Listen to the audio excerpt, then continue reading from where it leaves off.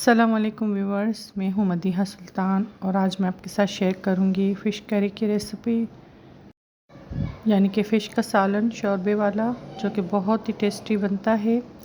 चलिए ये recipe start करते हैं। मैंने हाफ़ कप ऑयल लिया था। इसमें मैंने 4 से 5 जवे लहसुन के उसको बारीक कट करके ऐड किया था। इसी के साथ मैं इसमें छोटी मेथी और कड़ी पत्ते 10 से 12 वो ऐड करूँगी। इसी के साथ मैं इसमें टमाटर ऐड करूँगी 3 से 4।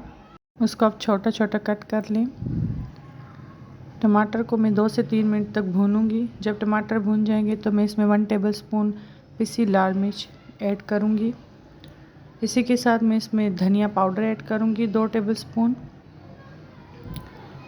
1 टीस्पून मैं इसमें हल्दी ऐड करूँगी और इसको चंद मिनट तक भूनेंगे मसाले को। इसी के साथ मैं जो मसाले इसमें और ऐड करूँगी, 1 टेबलस्पून सफ़ेद ज़ीरा, 1 टेबलस्पून उसमें काली मिर्चें, 4 से 5 जवे लहसुन के, 8 से 10 हरी मिर्चें और हरा धनिया ग्राइंडर में पीस दूँगी और ये मैं ऐड कर रही हूँ इसमें।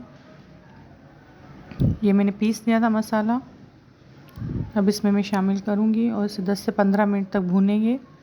मसाले को इतना भूनेंगे कि इसका ऑयल सेपरेट हो जाएगा। तकरीबन 10 से 15 मिनट में इसको भून लूँगी। अब आप देख सकते हैं कि ऑयल सेपरेट हो गया, मसाला अच्छे से भुन गया है। अब मैं इसमें फ़िश ऐड करूँगी। तकरीबन 1.5 पाव के करीब मेरे पास फ़िश थी, वो मैंने इसमें ऐड कर दी है। अब मैं इसमें थोड़ा सा पानी ऐड करूँगी और इसको ढककर 2 मिनट तक पकाऊँगी ताकि ये मसाले में अच्छे से भुन जाए।